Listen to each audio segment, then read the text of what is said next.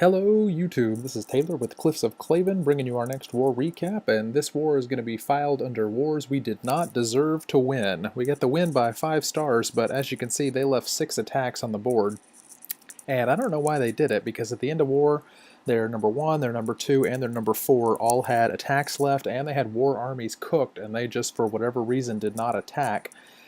Which is too bad. They had some pretty solid attacks. Of course, as usual, they 3-starred the worst base in the clan.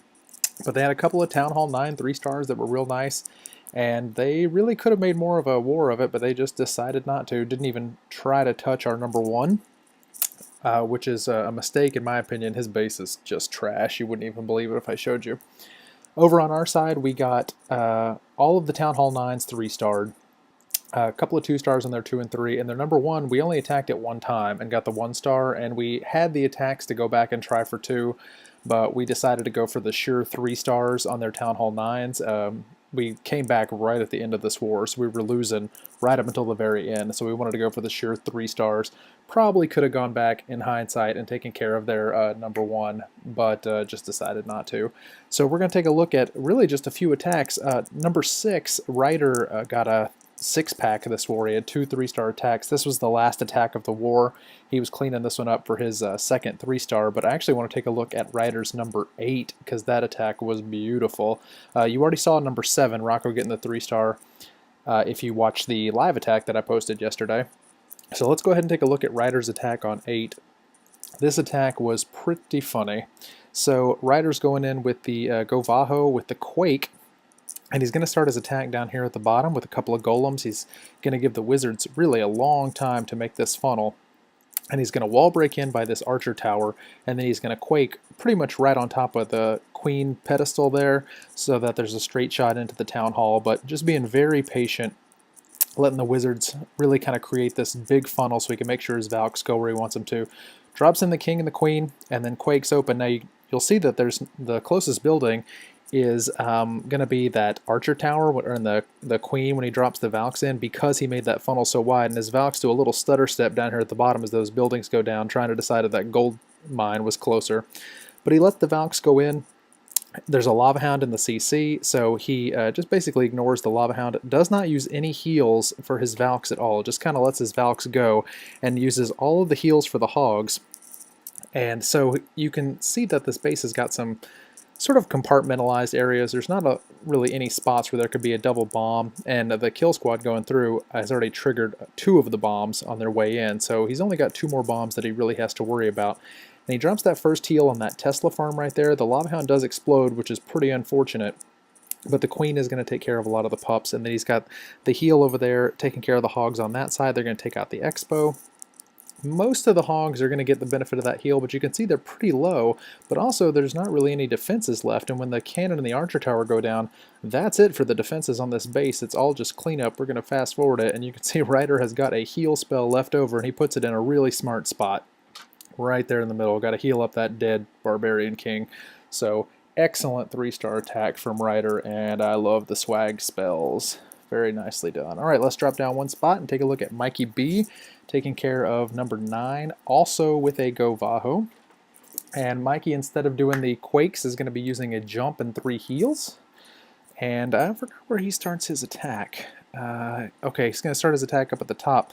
Now, those Valks have got a long way to go to get to that queen, but they're going to make it thanks to that jump spell. And Mikey does a somewhat different tactic than Ryder does, which is that Mikey does heal his Valks. He actually heals them twice in this attack, and he uses the hogs really more as cleanup troops. Doesn't really worry too much about healing the hogs. What he does is he waits until those Valks are in range of defenses, so that the Valks are being targeted, and then he drops the hogs in on the distracted defenses, which is totally the opposite of the way Ryder attacked, but still pretty smart. You can see right there they get the first giant bomb set, using that jump to take out the queen. And right here's what I'm talking about. That cannon was focused on the Valks, and he drops just a couple of hogs in there to take care of those. Bonus, the hogs knocked out 2 of those spring traps, so the Valk stays up, doesn't get hit by that spring trap. Now the Valks in the core are going to get sort of landlocked by this wall, but Valks can beat through them pretty good. And that Tesla is focused on the golem, so he chooses to drop in a big chunk of hogs right up here at the top, while the Tesla is focused on the golem and that mortar's focused on the golem. There is a lava hound in the CC, but doesn't really make a difference to him because all of his troops over there are ground troops. He's got his barbarian king, he's got some valks, he's got some hogs. That one wizard is going to chase the lava hound around, but all the rest of his troops don't even really care about him. Drops his last heal right there just as the lava hound explodes. Does the poison right there to take care of some of the pups that are focused on the king, but in general he's just going to kind of ignore the pups. Those hogs do hit a bomb, and that is bad news because the last of his hogs are going to go down, but luckily that queen is up and he is going to have enough gas in the tank to get the job done. Even with the pups beating down on him, that golem triggers the last bomb. The king is going to go down to the Tesla, and these wizards are going to go down to the Tesla, but luckily he has just enough time for the queen to get over there, take out that Tesla, and now all that is left is a gold storage. Once she gets over there, one shot, boom, 3-star for Mikey. Very nice job, Mike. Okay, last one we're going to take a look at is our boy Jack taking care of their number 10, and you saw Mason Scout attack in the live attack, and Jack is using that knowledge to take care of business over here. He's going to drop in a couple of hogs to get the CC lure. They don't quite get it on that archer tower, so he drops in a couple more hogs. And here comes the CC lure. He's going to pull them all the way over to the side with a wizard.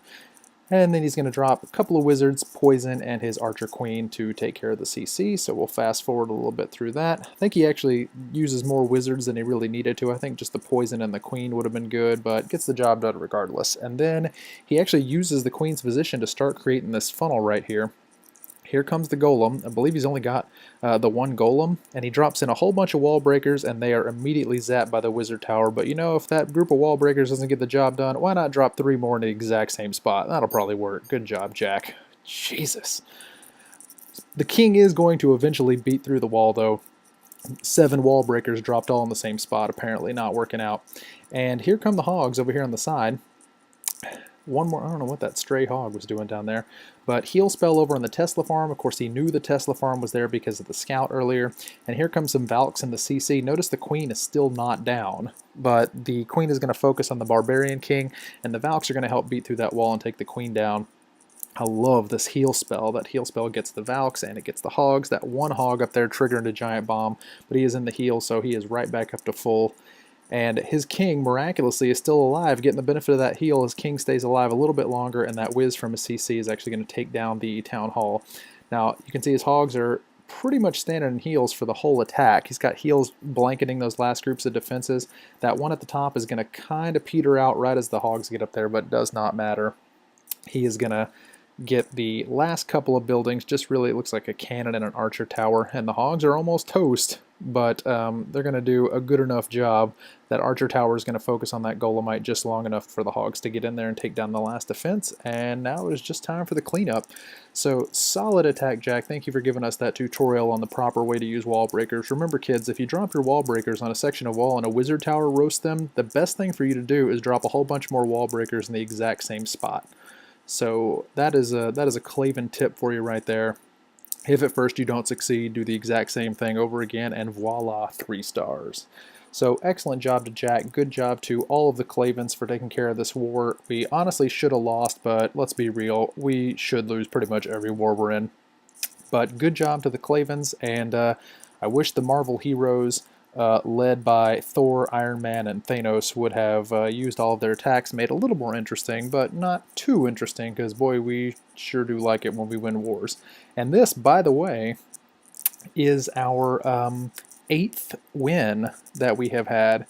So this is a new personal best for us, 8 wins in a row. So we're going to be going for number 9 in the next couple of days. Don't hold your breath, but hopefully we'll be bringing you a victory recap from that. And until next time, this is Tay signing off from the Clavens, and I will be bringing you in the future more accidental 3 stars.